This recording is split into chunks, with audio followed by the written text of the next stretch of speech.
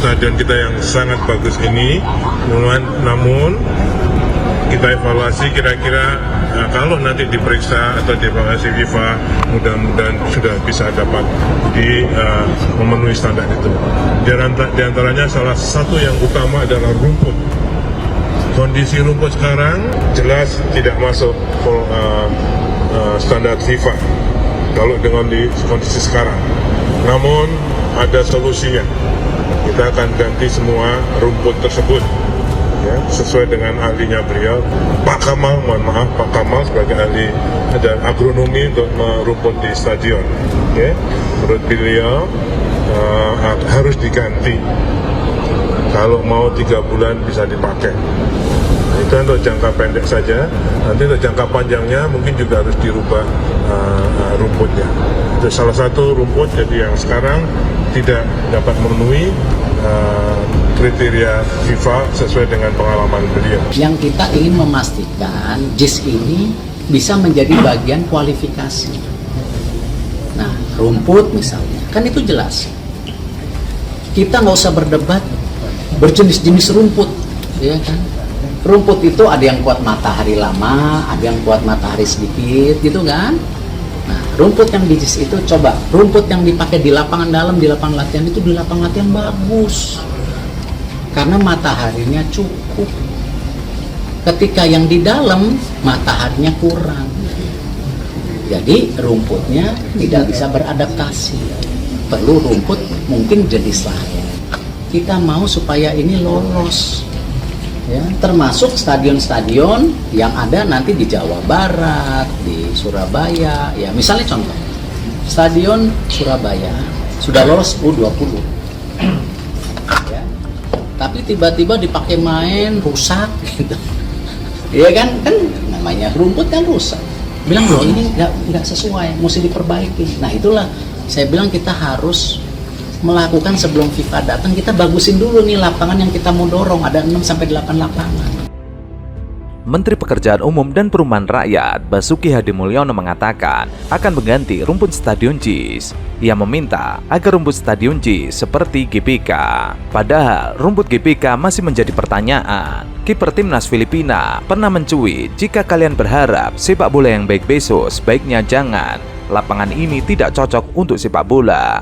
Tetapi bagi saya tidak ada alasan untuk tidak meraih hasil baik. Cuitan kiper Bangkok United itu tidak hanya berhenti sampai situ. Setelahnya, ia membuat serial cuitan yang disertai dengan video dan foto kondisi rumput SUGBK. Valkesga tidak bohong. Dalam video dan fotonya itu, beberapa bagian rumput di SUGBK memang tampak buta. Namun, sindiran Valkesga tersebut kemudian berbalas sindiran balik dari sejumlah warganet. Sebagian dari mereka mempertanyakan kondisi rumput Stadion Panat Filipina yang tidak kalah buruk dari SUGBK. Sindiran itu lantas melebar kemana-mana, sampai-sampai ada yang memperlihatkan foto ruang ganti Stadion Panat yang nampak kurang layak. Yang menarik, Valkesga ternyata tidak sendirian dalam menyindir kondisi rumput SUGBK.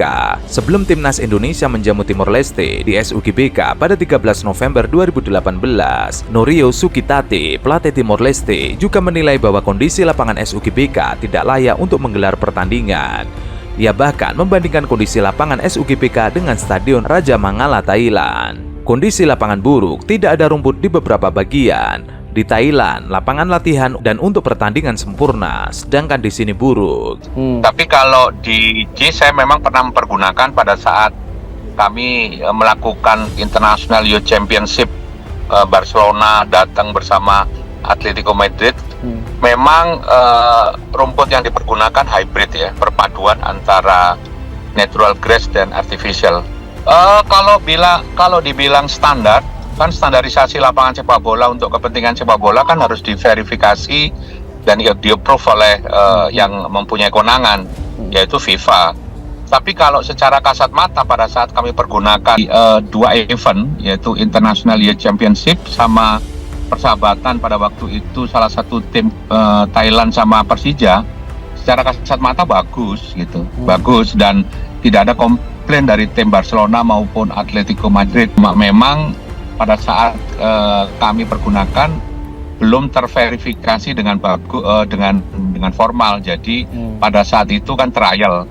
Jadi kalau menurut saya secara kasat mata bagus, tapi secara normatif belum memperoleh approval dari instansi yang berwenang untuk memberikan penilaian layak atau tidak. Sejak diresmikan pada 24 Agustus 1962 silam, Stadion Utama Gelora Bung Karno sudah menggunakan jenis rumput Zoysia matrilla atau biasa disebut dengan rumput Manila. Rumput tersebut diklaim sebagai rumput terbaik untuk digunakan dalam lapangan sepak bola. Baik secara fungsional maupun secara visual, kualitas ZM memang ciamik. Warnanya hijau paling kentara di antara rumput jenis lainnya. Ya, elastis sangat mendukung para pemain sepak bola. Selain itu, rumput jenis ini juga sangat kuat, tidak mudah rusak saat diinjak-injak dengan sepatu bola. Setelah direnovasi untuk Asian Games 2018 lalu, ZM pun masih tetap digunakan. Selain karena kualitasnya, nilai sejarah ZM juga menjadi pertimbangan. Meski begitu, menurut Aceh Turkion dalam Turf Grass Management, jenis rumput ZM mempunyai kecepatan tumbuh yang paling lambat sehingga waktu yang dibutuhkan untuk penutupan area lapangan menjadi sangat lama. Selain itu, karena penanamannya secara sodding atau lempengan rumput, biaya yang digunakan juga sangat tinggi. Kelemahan ZM ternyata tidak berhenti sampai situ.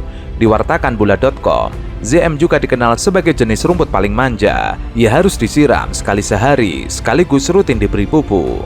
Singkat kata, perawatannya kelewat ribet dan mahal. Selain itu, yang paling penting jika rumput tersebut sengaja ditanam untuk keperluan sepak bola, ZM dianjurkan tidak boleh dipakai untuk kegiatan lainnya.